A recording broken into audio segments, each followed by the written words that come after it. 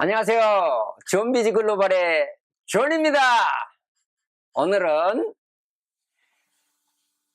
지난 시간에 이어서 구매 대행을 어떻게 구체적으로 할 수 있는가, 구매 대행 사업을 어떻게 운영할 수 있는가, 이거에 대해서 초점을 맞춰서 해보겠습니다. 지난주에는 어떻게 명품 가방을 저렴하게 살 수 있는가에 대해서 알아봤는데, 이번에는 그런 좋은 상품들을 어떻게 고객들에게 판매해낼 수 있는가라고 하는 것에 대해서 좀 알아보겠습니다. 한국 사람들은 주로 이제 네이버나 이런 다른 한국에 있는 그 쇼핑몰들을 많이 이용하는데, 블로거들이 이제 많이 이용하죠. 네이버에 스토팜이라는 게 있어요. 그러면 그 스토팜 같은 경우는 실질적으로 이제 진입 장벽이 좀 낮아요. 그리고 거기에 내는 커미션도 낮고, 그리고 그 커미션은 대략 한 6% 정도 네이버 측에 내고 사용을 하는 건데, 높지는 않아요. 그것이 다른 데에 비하면. 그래서 이제 그런 부분이 좋아서 사람들이 많이 몰려요, 사실. 그런데 이제 단점들도 있죠. 그런 단점들은 그런 이제 초보자들이 많이 몰리다 보니까 좀 서툴고, 블로거들이 이제 신규 단계에서 넘어가다 보니까 좀 이제 수준이 그 11번가나 G마켓 옥션이나 이런 데서 하는 데보다는 좀 덜 프로페셔널하다고 일반적으로 전문가들이 얘기하고 있어요. 좀 더 이제 프로페셔널한 곳에 가서 비즈니스를 하고 싶다, 그런 사람들은 그 스토팜을 하면서도 동시에 할 수도 있고, 그냥 처음부터 11번가나 G마켓이나 옥션이나 이런 데로 들어간다는 거죠.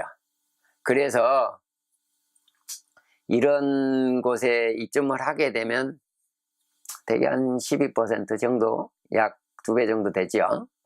스토팜보다는 그 정도의 커미션을 내고 그 사람들이 이제 진행을 하지만, 실제적으로 스토팜보다 그런 전문적인 쇼핑몰 사이트에서 더 많은 주문이 들어온다고 그래요, 얘기를 들어보면. 그러니까 꼭 싸다고 사람들이 많이 몰리는 건 아니다는 거죠. 그래서 어떤 특정 물건은 어떤 특정 사이트에서 잘 팔리는데, 그것을 좀 더 싸게 그 스토팜 같은 데서 판다고 해서 결코 거기 가서 사람들이 사고 그러지는 않는다는 거죠.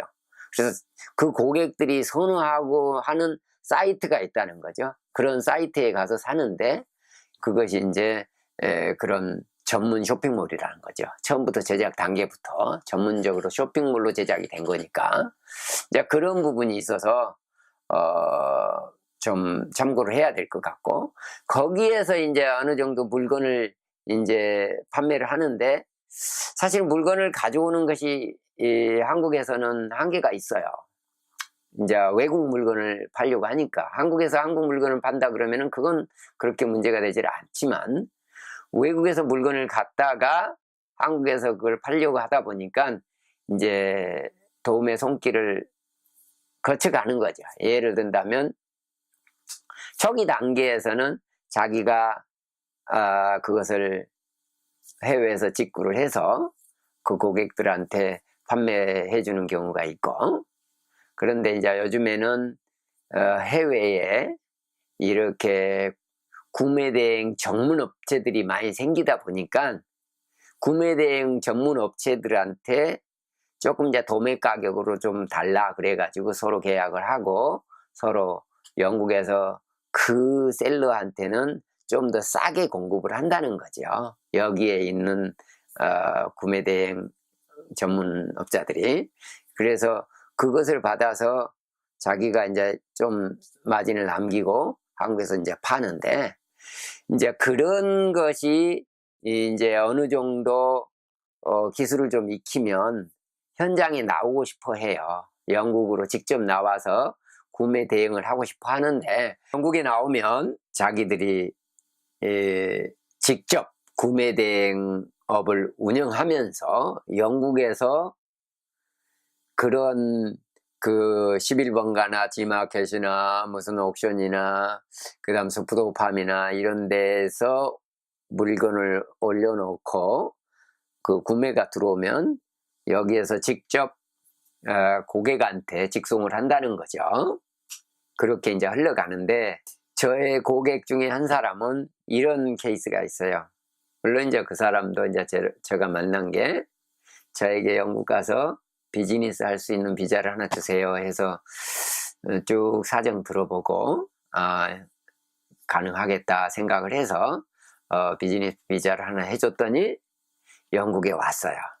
그래서 이제 회사도 하나 설립해주고 그랬더니 이제 그걸 가지고 세무국에 VAT 등록을 해요. 그거 뭐 쉬우니까. 그래서 등록을 하면 VAT 번호가 나와요. VAT는 유럽은 대개 20에서 25%예요. VAT가. 그래서 영국은 20%인데 그 정도의 VAT를 더 내고 사는 거지요. 예를 들어서 100파운드짜리 물건이라면 120파운드를 내고 물건을 사고 그 20파운드는 세무국으로 들어가는 거죠. 그것을 추후에 제가 리턴을 요청해서 가져오는 거예요. 그래서 전 시간에도 얘기했지만 VAT라고 하는 것은 한국에서는 10%를 차지하죠. 미국에서는 세일즈 텍스라고 해서 8%를 차지할 거예요. 그런데 영국에서는 20%를 해요. 북유럽으로 가니까 25%씩 하더라고요. 그러니까 이제 유럽이 대개 다 이 정도 선이에요. 그래서 20%를 하는데, 그것은 물건을 살 때 100파운드를 주고 물건을 샀다 그러면 100파운드 안에는 20% 세금이 있는 거고, 120파운드를 주고 샀다면 20파운드의 세금이 그 안에 있는 거예요. 그래서 세금을 다 주고 사지만 그걸 3개월에 한 번씩 돌려받을 수 있어요. 그것이 상당히 큰 마진이에요. 어떤 사람들은 그냥 영국에서 저렴하게 산 물건을 저렴하게 한국에 공급해도 그 20%가 다 떨어지는 거예요. 남는 거예요. 그것만 갖고도 운영이 되는 거거든요. 어떤 사람들이 막 경쟁을 해서 요거까지도 깎아서 막 해주곤 하는데, 뭐 그것은 이제 초기에 발버둥 치는 사람들이 이제 그렇게 되는 거고, 조금만 이제 프로페셔널하게 되면 영국에서 좀 적응하고 좀 전문적으로 좀 잘하면 그 사람들은 그런 것은 안 돌려주죠. 자기들이 저렴하게 물건을 오히려 살 수 있는 길을 찾아서 저렴하게 물건을 사와서 고객들한테 좀 디스카운트를 해주고 파는 거죠. 지난 시간에 뭐 구찌를 예를 들어서 하나 얘기했지만 1000파운드짜리 구찌 상품이 실제적으로는 한국에서는 1600, 1500파운드에 팔린다는 거죠. 여기에서 예를 들어서 150만원짜리 상품이 한국에서는 225만원이나 240만원에 팔리는 거죠. 오케이? 요렇게까지 하고 그 다음에 2부에서 또 보죠.